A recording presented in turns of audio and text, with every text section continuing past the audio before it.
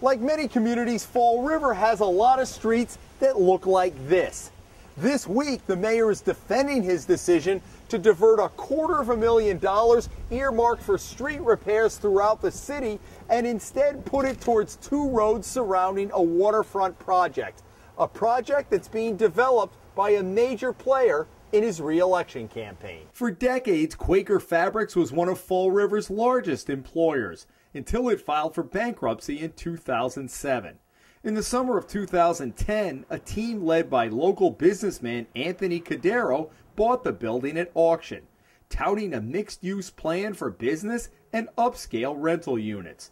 The developers were part of Mayor William Flanagan's transition team when he was first elected 2 years ago. The 3 partners of the building asked for a meeting with us and our development team. And they said, hey, look, we're making a $16 million investment in your community, community that 2 of them live in.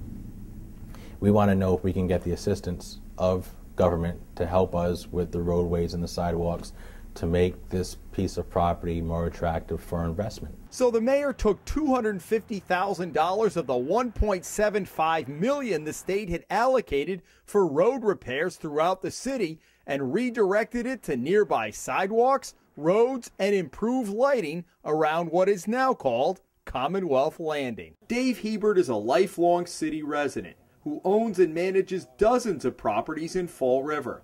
He took us on a tour of streets he says need repair, but won't be getting it because of the reallocation of funds to the waterfront. Hebert says the 2 roads surrounding Commonwealth Landing are little-used streets that had no potholes but had been repaved anyway. How do these streets that weren't even on the radar, they went under contract, how did they take priority over named streets under contract? They, in effect, have gone to the head of the list. They just became it. They came out of nowhere. Hebert says diverting the road repair money, which the state allows the mayor to allocate however he wants, is a favor to the developer, Anthony Cordero, who has raised at least $40,000 for Flanagan's re-election campaign. The mayor sees it differently and assembled a team of department heads to sit in on our interview last week. I don't think the project could have been successfully marketed if we didn't make the improvements that were requested from us. Isn't that a big risk for the developers to take, though? What if the city had said, sorry, money's tight, we can't do it? It's a risk that they took, but it's also a project, I believe, that's good for the city. It expands our tax base, it creates jobs here in the city, and it adds another destination reason for people to come to Fall River who have disposable income to leave it here in our community. The developers recently announced the deal to bring a Jerry Remy sports bar and grill to Commonwealth Landing. A church has also moved in, and the developers have plans for luxury rental units. Meanwhile, the Hummel report examined the city's plans for street repairs and how they changed with the mayor's decision to reallocate the state funds. Every year, the mayor designates certain streets to be repaved, with additional streets on a backup list in case there is money left over. The mayor last spring signed a change order, adding the $250,000 for Commonwealth Landing work, after some of the other repaving jobs came in under budget. The city also received additional money from the state mid-year. But we discovered the city has spent more than the $250,000 the mayor allocated at Commonwealth Landing. The city's planner estimates the final cost will be $289,000. It could top $300,000 depending on how much the new lighting along the waterfront costs. Some of that is being paid for with the state money designated for road repair, and some is coming directly from city budgets.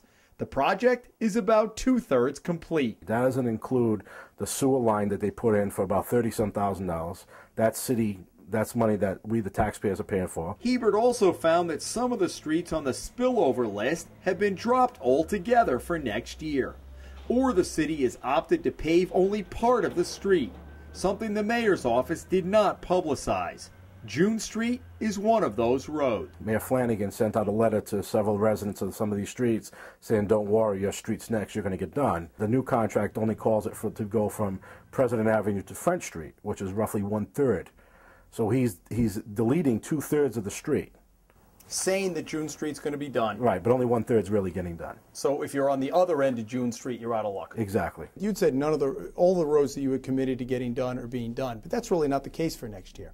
It's not as if those projects are not getting done. We're still going to do them. They're still on the list to do, and they will get done. But it could be a year, maybe 2 years down the line. Is that the answer to the people who have potholes in front of their house?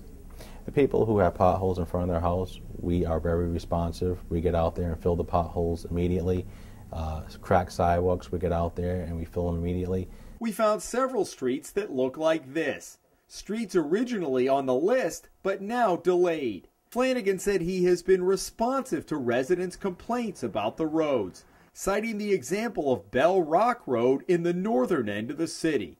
Flanagan says a woman who lives on the rutted dirt road spent 45 minutes in his office recently chewing him out and saying she was telling everyone not to vote for him. I told them, even though you don't support me, even though you're not contributing to me, even though you're not going to vote for me, we're still going to do your road because it's the right thing to do. And he took aim at those who are criticizing the decision on Commonwealth Landing. I understand the frustration of people. You know, they're waiting to get their road done, and they may have to wait a little longer than what they normally expected for their roads to be done. This is an election year, and during election year, people, you know, ring bells and sound alarms and do everything they can to make issues, campaign issues, and try to scare people and use statements to try to disguise what's going on. You know, I'll talk about this issue anytime because I truly believe in what we did was the right thing to do.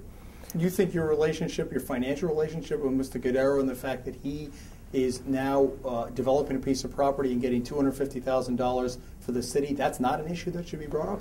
It's an issue that should be brought up, but it's an issue I think we got to look at the big picture here. He is not getting $250,000. We're doing public ways in the city of Fall River. It's $250,000 that doesn't have to come out of his pocket. Let's be clear about that. Right. Sure, he's getting $250,000. Otherwise, it comes out of his or financing or his developers or lessening of his profit. So he is getting the money. The money that's going to Boarding Street and Remington Street is $250,000 for a $16 million investment in the city of Fall River.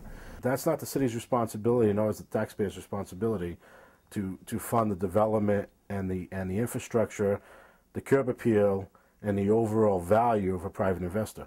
In Fall River, Jim Hummel for the Hummel Report.